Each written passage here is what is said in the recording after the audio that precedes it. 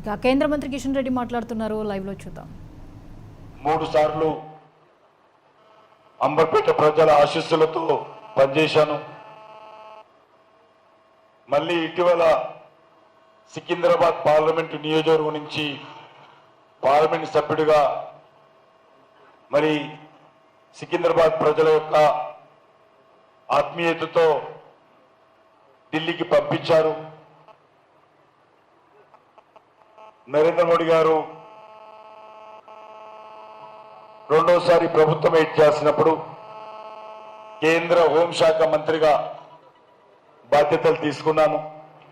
అమిత్ షా గారు కేబినెట్ మినిస్టర్గా, నేను సహాయ మంత్రిగా బాధ్యతలు చేపట్టాను. మీకు అందరికీ తెలుసు, ఆ 2 సంవత్సరాలు నేను చేసిన పనితీరు పట్ల నాకు చాలా సంతృప్తినిచ్చింది. అనేకమైనటువంటి కీలక చట్టాలు మేము గత అనేక సంవత్సరాలుగా మా పార్టీ మేనిఫెస్టోలో పెట్టి ఉద్యమాలు చేసి మా పార్టీ వ్యవస్థాపక అధ్యక్షుడు జమ్మూ కాశ్మీర్లో సంఘటన ఆర్టికల్ 370కి వ్యతిరేకంగానే నేనున్నటువంటి 2 సంవత్సరాల సమయంలో అమిత్ షా గారు ప్రధానమంత్రి ఆదేశం మేరకు, పార్టీ నిర్ణయం మేరకు లోక్సభలో రాజ్యసభలో ఆర్టికల్ 370కి సంబంధించి మరి బిల్లు ప్రవేశపెట్టి జిన్నా రాజ్యాంగం ఏదైతే జమ్మూ కాశ్మీర్లో ఆర్టికల్ 370 పేరుతో కొనసాగిందో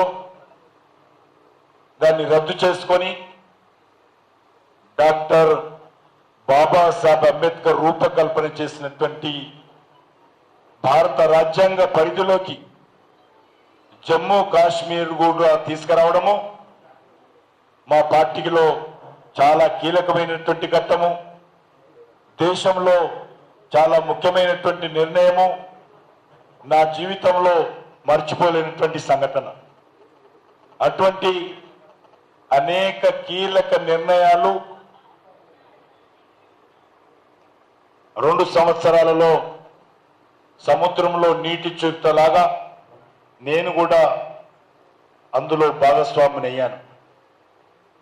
ఇటీవల మంత్రివర్గ వ్యవస్థీకరణ జరిగినప్పుడు మరి సహాయ మంత్రిగా ఉన్నటువంటి నాకు ప్రధానమంత్రి గారు క్యాబినెట్ మినిస్టర్గా పదోన్నతి కల్పించారు.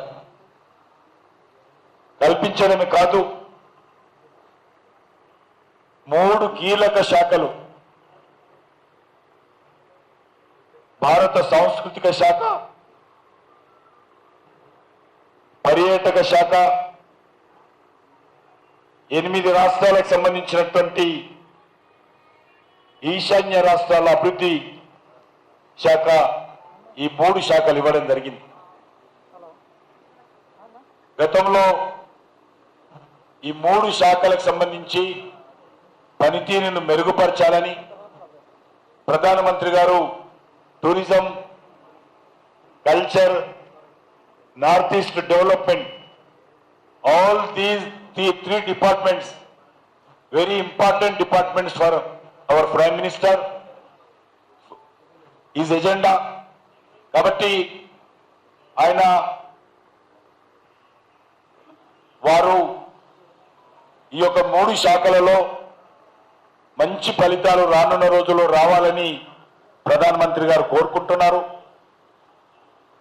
కాబట్టే ఈరోజు ఆ బాధ్యతలు నీకు ఇస్తున్నానని చెప్పి ప్రధానమంత్రి గారు చెప్పారు. కొంత నాకు కొంత భయమేసినా నేను ఈ ఛాలెంజ్ని స్వీకరించాను. తప్పకుండా తెలుగు ప్రజల ఆశీస్సులతో తెలుగు ప్రజల పేరు నిలబెట్టే విధంగా నేను కేంద్ర మంత్రిగా పనిచేస్తానని ఈ సందర్భంగా మనవి చేస్తా ఉన్నాను.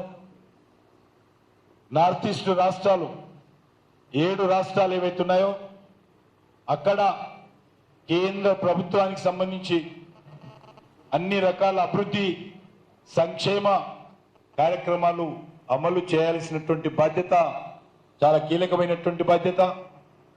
సంవత్సరానికి 67,000 కోట్ల రూపాయల బడ్జెట్తో ఆ ప్రాంతాన్ని మేము అభివృద్ధి చేస్తా ఉన్నాం. మౌలిక వసతుల కల్పన కానీ, నార్త్ ఈస్ట్ రాష్ట్రాల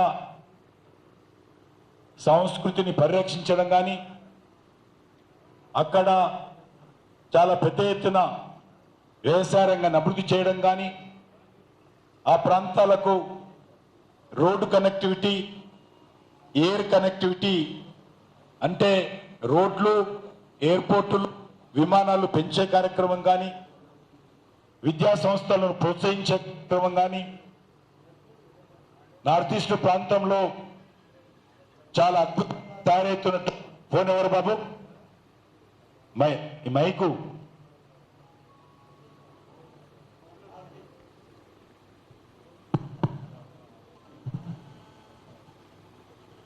హలో.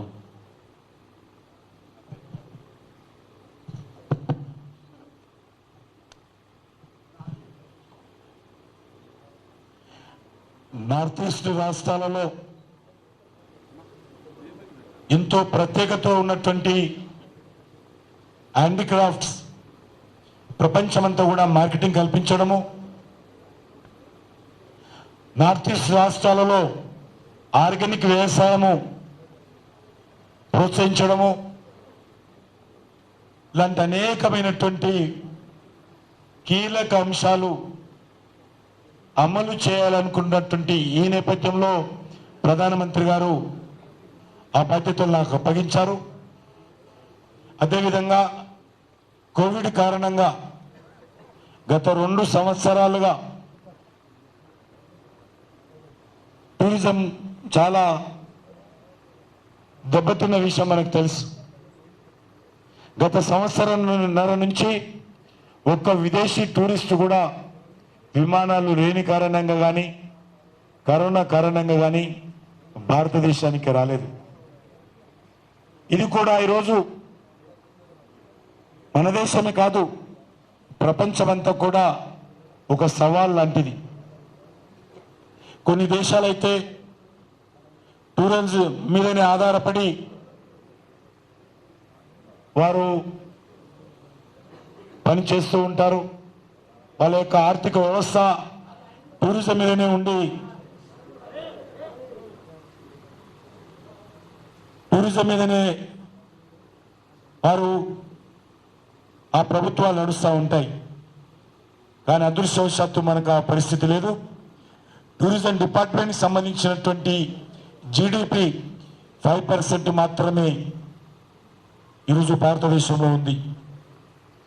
ఎంప్లాయ్మెంట్ జనరేషన్ 12% ఉంటుంది మన దేశంలో.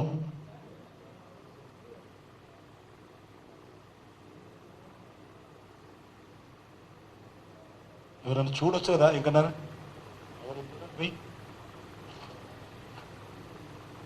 ఎందుకు వస్తారు అందరూ ప్రెస్ కాన్ఫరెన్స్? వద్దంటే పెట్టుకోము. ఎందుకు మాట్లాడుతున్నారు వెనుక? కొద్దిగా డిసిప్లిన్ లేదు. ఎక్కడ ప్రెస్ కాన్ఫరెన్స్ రావాలి కార్యకర్తలకు తెలియదు.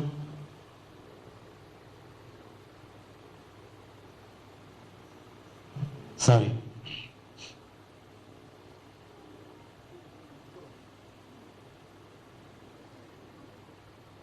మన దేశంలో కూడా ఈరోజు టూరిజం డిపార్ట్మెంట్ను పెంచాల్సినటువంటి అవసరం ఉంది. జనవరి నుంచి వచ్చే సంవత్సరము టూరిజం కార్యక్రమాలు పునరుద్ధరించాలని ఆలోచన చేస్తున్నాం. ఇంకా అప్పటికీ పూర్తిగా కరోనా తగ్గిపోతుందని, దేశంలో మెజార్టీ ప్రజలకు వ్యాక్సినేషన్ జరుగుతుందని ఆశిస్తున్నాము. దానికి ప్రయత్నాలు కూడా మొదలుపెట్టాము. డిసెంబర్ 31 లోపల సాధ్యమైనంత వరకు మెజార్టీ ప్రజలకు వ్యాక్సినేషన్ పూర్తయిపోతే జనవరి 1 నుంచి నూతన సంవత్సరంలో దేశంలో టూరిజం యొక్క యాక్టివిటీని పునఃప్రారంభించాలని ఆలోచన చేస్తూ ఉన్నాం. భగవంతుడు సహకరిస్తే, ప్రజలు కరోనా నియమాలు పాటిస్తే తప్పకుండా కరోనా పూర్తిగా తగ్గిపోతుంది.